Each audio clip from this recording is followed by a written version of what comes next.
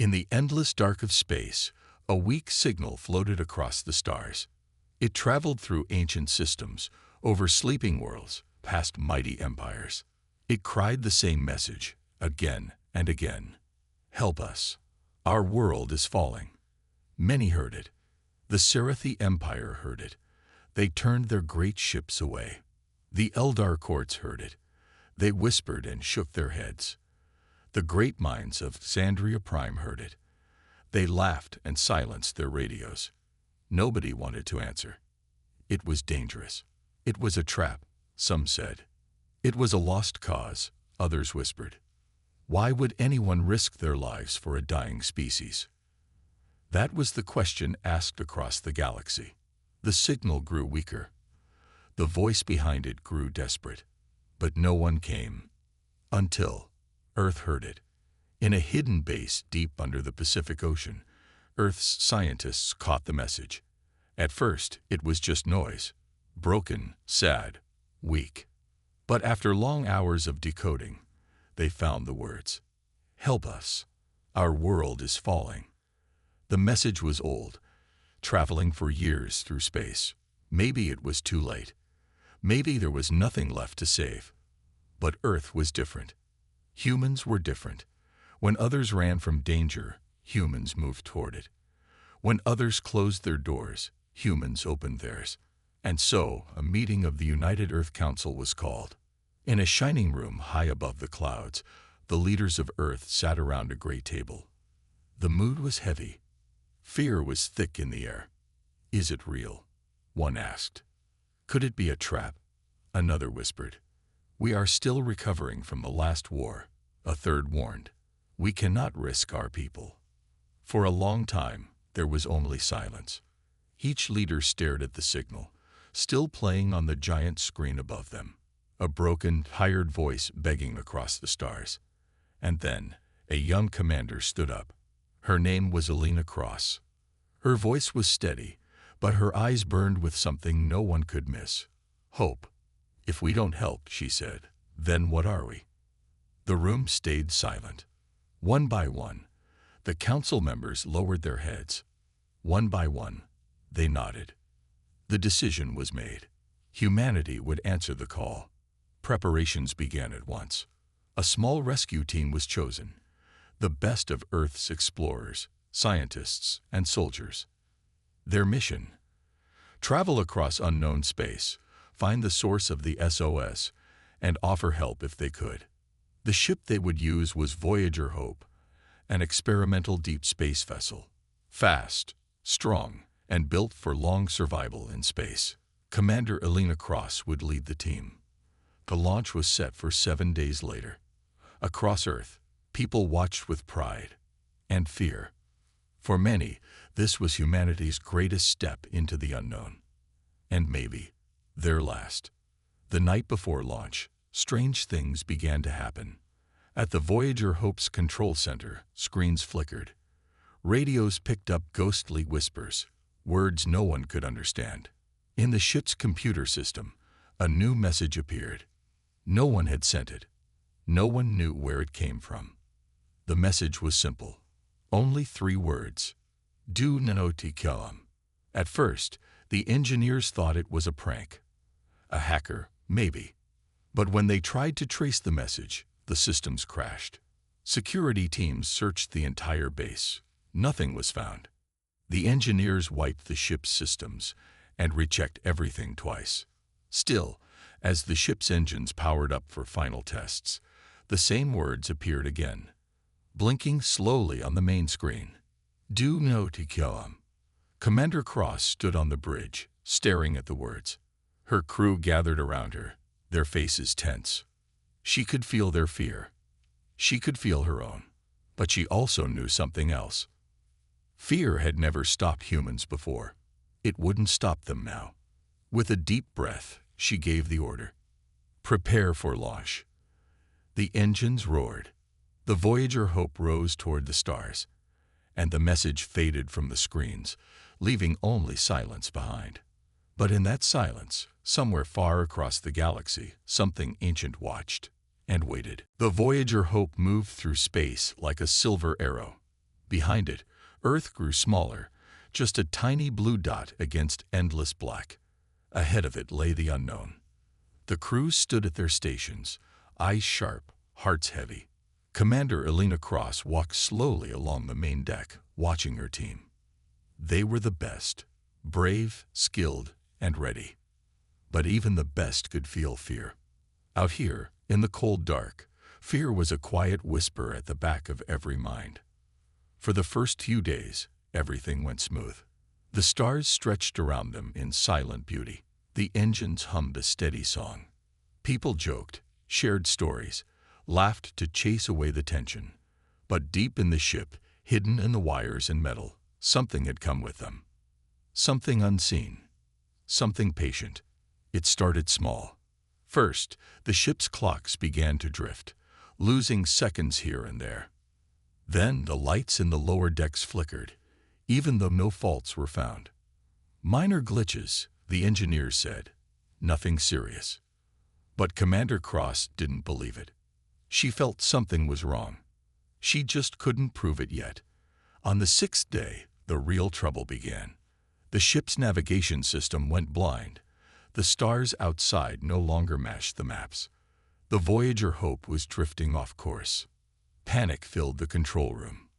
"Reboot the system," Cross ordered. Technicians worked fast, hands flying over controls.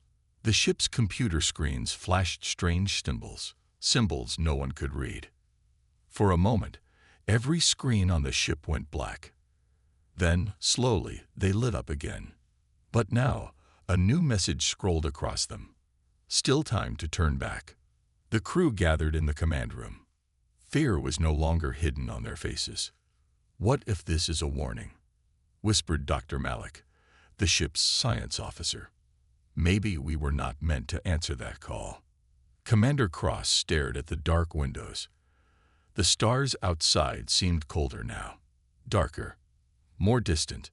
"No," she said at last. "We made a promise. We don't break promises." Some nodded. Others hesitated. But the Voyager Hope pressed on. On the seventh night, the nightmares began. One by one, crew members reported the same dreams. Standing alone in a ruined city, hearing voices call their name. Walking through endless corridors, chased by something unseen. Watching Earth burn from the sky, helpless to stop it. The medical officer, Lieutenant Harris, ran tests. No viruses, no brain infection. But still, the dreams continued. Then, the worst sign of all appeared. While passing through an asteroid field, the ship picked up a strange blip on the radar. A derelict ship, floating dead among the rocks. It was an alien vessel, not human. Old, broken, and cold. Commander Cross ordered a closer look. As they drifted near, the Voyager's lights shined over the alien ship's broken hull. Scars of battle covered it. Parts of it looked melted, burned by weapons unknown to humans. But there, scratched into the side of the wreck, with something sharp, were words. Not alien words. English. Rough, shaky, almost desperate. "Turn back." The crew fell silent. No one spoke. No one breathed. It was impossible. There had never been a human ship this far out. No human could have left that message. And yet, here it was. Commander Cross clenched her fists. "Scan the ship," she said. The scans returned strange results. Traces of organic material, but no life signs. Weird energy readings, too, like nothing Earth scientists had ever seen. "We should leave," said Lieutenant Harris. "This place is cursed." Cross knew he was probably right. Every instinct screamed to turn around, to flee back to Earth. But something deeper inside her, something harder, refused. "If we leave now," she said, "we may be leaving someone who still needs us." The Voyager Hope left the dead ship behind and pushed forward into the darkness. But now, the shadows outside seemed thicker. The silence inside felt heavier. Something was out there, waiting, and it knew they were coming. The alien planet appeared slowly through the thick mist of space. Gray clouds covered it like a shroud. The surface below looked broken and cold. No green forests, no blue oceans, only dust, ash, and black mountains. The Voyager Hope orbited above, silent and tense. The crew gathered at the main window. No one said a word. "This is not what we expected," whispered Dr. Malik. Commander Elena Cross stared down at the dead world. Somewhere down there was the source of the SOS signal. Somewhere down there, someone had once cried for help. But now, was there anything left to save? The landing was rough. High winds shook the shuttle as they descended through the gray clouds. The ground below was cracked and burned, like something had torn it apart long ago. Dust slammed against the windows, making it hard to see. When they finally touched down, the ship groaned under the pressure. Outside, everything was silent. Too silent. Not even the wind made a sound once they landed. It was like the planet was holding its breath. The team stepped out carefully, wearing protective suits. They moved through what once must have been a city. Tall towers, now broken and falling. Roads split apart. Strange vehicles left rusting in the streets. Signs of life, gone. But something else was there. A feeling. A heavy pressure on their chests. Lieutenant Harris adjusted his scanner. "No life forms nearby," he said. But his voice trembled. Cross ordered them to move forward. They followed the broken streets toward the center of the ruins. As they walked, they saw more signs of disaster. Burn marks scorched into the walls. Holes punched through buildings as if by giant claws. Black stains on the ground. Stains that looked too much like blood. "What happened here?" whispered Dr. Malik. No one answered. At the heart of the city, they found a huge tower, half collapsed. The signal was coming from inside. They entered carefully. The air inside was cold and dry. The walls were covered in strange writing. The lights flickered, even though no power should have been left. Deeper inside, they found a control room. Screens shattered, consoles burnt. But one small transmitter still blinked, weak but alive. Commander Cross approached it. The same message played, again and again. "Help us. Our world is falling." But now, there was something else. Behind the message, a second voice. Quieter. Darker. A whisper. Too late. Suddenly, the lights went out. The crew froze. Footsteps echoed from deep within the building. Soft, slow, dragging footsteps. Weapons were drawn. Lights flickered on. The footsteps stopped. Cross signaled to move carefully. As they searched the dark halls, a small figure stumbled out of the shadows. It was an alien child. Thin, weak, eyes wide with fear. The child collapsed at Cross's feet. Dr. Malik rushed forward, scanning for injuries. "Still alive," he said, barely. The child grabbed Cross's hand with surprising strength. Its mouth moved, trying to form words. Cross knelt beside it. "What happened here?" she asked gently. The child's voice was so faint, she almost didn't hear it. But the words chilled her blood. "Run." And then the child fainted. Alarms began to sound inside the shuttle. Lieutenant Harris checked his communicator. Systems on the Voyager Hope were detecting strange energy readings across the planet. Something was moving, something massive. The ground beneath their feet rumbled. Dust fell from the broken ceilings. Commander Cross gave the order. Back to the shuttle. Now, the team carried the alien child and ran through the ruined streets. Behind them, in the shadows of the broken towers, shapes began to move. Twisting, slithering, crawling. Not machines, not animals. Something else. Something wrong. And they were waking up. As the Voyager Hope's engines roared in the distance and the team raced against time, one thing became clear. The SOS was never just a call for rescue. It was a warning.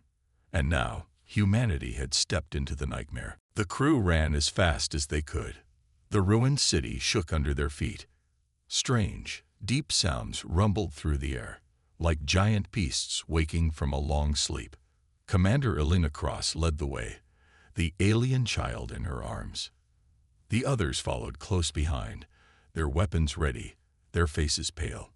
In the distance, the Voyager Hope's landing lights blinked through the dust, their only chance to escape. Behind them, shadows moved. They weren't creatures. They weren't machines. They were something in between. The shapes crawled along the broken walls, twisted their bodies through the streets, and filled the air with a soft, terrible clicking noise. Lieutenant Harris turned and fired. Bright shots lit the gray ruins. For a second, they saw the true form of the enemy. Skin like cracked stone, eyes burning with blue fire, teeth like shattered glass. The blast hit one of them, but it only slowed down for a moment before charging again. "They're not alive," shouted Dr. Malik. "Not fully." "Move," Cross ordered. "We can't fight them here." They reached the edge of the city. The shuttle was less than 100 meters away. Then the ground cracked open.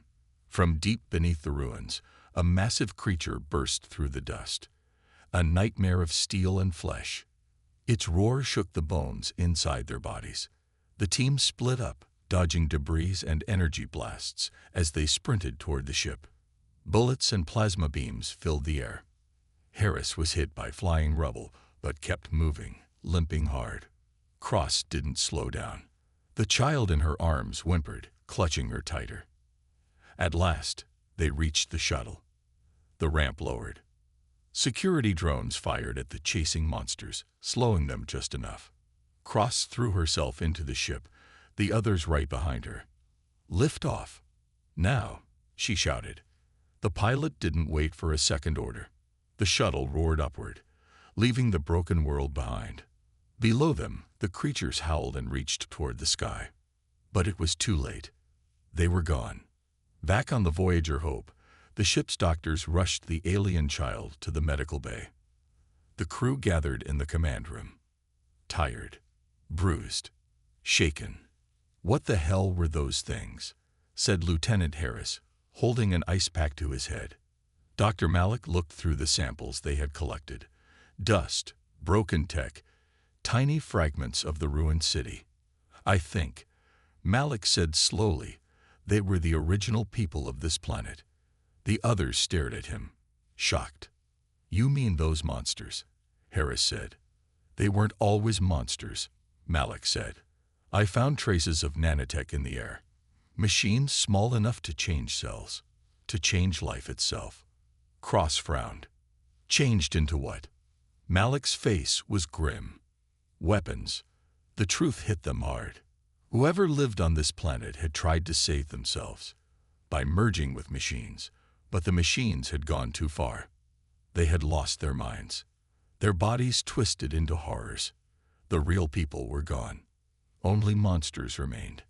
And the worst part, the nanotech was still active, still floating through the dust, still searching for new hosts. If any of it got onto the Voyager Hope, if it infected them. "We have to decontaminate the ship," Cross ordered immediately. "Seal everything. Full clean." Teams raced through the ship, cleaning every surface, burning away every tiny particle they could find. It was a battle against something they couldn't see, something that could destroy them from the inside out. Meanwhile, in the medical bay, the alien child finally woke up. His skin was pale. His eyes glowed softly in the dim light. Commander Cross sat beside him. "You're safe now," she said gently. "We're here to help." The child shook his head slowly. Tears welled up in his strange eyes. "No safe," he whispered. Cross leaned closer. "What do you mean?" The child looked at her, fear clear on his face. "Not dead," he said. "More coming." Cross's blood ran cold. "More." The child nodded. From deep space, from beyond the broken planet, more of the monsters were coming. And they were heading for Earth. The alarm klaxons blared across the Voyager Hope. Red lights flashed. Lieutenant Harris ran into the command room, pale as a ghost. "We picked up movement," he said. Massive fleet, moving fast, heading straight toward our location. Commander Cross stood up. Her voice was steady. Set course for Earth, she ordered. Warn them. Prepare them. But in her heart, she knew. Earth had no idea what was coming, and time was running out. The Voyager Hope raced through space, its engines screaming as it pushed toward Earth. Commander Elena Cross stared out the window, her hands clenched tightly on the control panel. The massive fleet of machines was following them, moving faster than they had ever seen. Hundreds, maybe thousands, of dark ships, their designs strange and terrifying. They weren't just attacking a planet. They were hunting a species, and Earth was their next target. Back on Earth, the United Earth Council scrambled to prepare. Reports came in about strange energy readings in space, fleets of unknown ships approaching. But they had no idea how bad it was. The enemy is already here, Cross thought, her mind racing. The people of Earth couldn't imagine what these creatures were capable of. They couldn't see the horrors the crew of the Voyager Hope had just escaped. But they would soon. On the Voyager Hope, the crew had no time to waste. They had to warn Earth. They had to stop the alien machines before they reached their home planet. Can we outrun them? Lieutenant Harris asked, his face pale. We're trying, Cross replied, her voice steady. But deep down, she knew that even their fastest ship couldn't escape forever. The fleet was too close. The machines were too strong, and Earth had no defenses against them. We need a plan, Dr. Malik said. But how do you fight something like this? Cross didn't answer at first. What could she say? They weren't facing an enemy they could just shoot or bomb. They were facing something ancient, something that had learned how to fight by becoming one with machines. We don't have a choice, she said at last. We will make a stand. The team gathered in the strategy room. Dr. Malik had been studying everything they knew about the enemy, but it wasn't much. These creatures were once people, he explained. They fused with machines to survive, but they lost their minds in the process. Now, they're pure killers. Commander Cross was silent. Her eyes were sharp, focused. We can't let that happen to Earth, she said. We can't let the monsters spread. Harris stepped forward. What if we destroy their fleet before they land? Impossible, Malik replied. The fleet is too strong. We don't have the weapons to match them. Cross thought for a long moment. Then, a plan began to form in her mind. Hours later, the Voyager Hope's weapons systems were ready. They were small.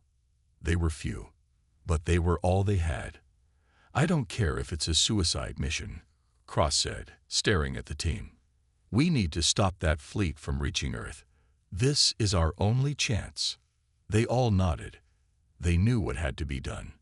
The ship dropped out of hyperspace just as the enemy fleet arrived. It was time. Commander Cross gave the signal. The Voyager Hope's weapons fired in a flash of brilliant light. Energy blasts shot through the dark, tearing into the alien ships. But the enemy fleet fought back quickly. They launched thousands of tiny drones that swarmed toward the ship like a cloud of angry hornets. We're being surrounded, shouted Harris. We can't fight them all. Cross gritted her teeth. Keep firing. We need to buy time. The Voyager Hope rocked as enemy fire slammed into it. Cross could feel the ship shaking beneath her feet. Malik, she yelled. We need to send that message to Earth. Now. Malik ran to the communication panel, his hands flying over the controls. We're almost there, he said. The message will go through in 5 seconds. As the countdown began, something massive moved behind them. A shadow grew larger in the distance. The largest of the enemy ships. It had finally caught up. Brace yourselves, Harris shouted. That ship is bigger than anything we've seen. It was enormous, dark, and terrifying, covered in sharp edges and glowing red symbols. Cross had to make a choice. Fight the fleet, or escape and send the warning to Earth. She made the only choice that mattered. Full speed ahead, she shouted. They flew straight for the massive enemy ship. The crew held on tight as the Voyager Hope flew straight toward the enemy vessel, barely avoiding their fire. The energy blasts from the enemy ship missed by inches, but the Voyager Hope kept pushing forward, faster and faster. "Malik, how long until the message is sent?" Cross asked through gritted teeth. "Almost there," he shouted. "The signal is going through." The massive ship loomed closer. The Voyager Hope's hull was already smoking from the damage. It was going to be a close call. Suddenly, the enemy ship's weapons charged. A massive energy beam shot out, aimed directly at them. Cross slammed the controls, dodging at the last second. The beam grazed the Voyager Hope's tail, tearing it open. But the ship stayed intact. Malik shouted, "Message sent. Earth has the warning." But the fight was far from over. The Voyager Hope was damaged, its engines barely functioning. The crew was injured, but they had done it. The message was sent, but they were still stuck in the enemy's path. They had bought Earth time. But for how long?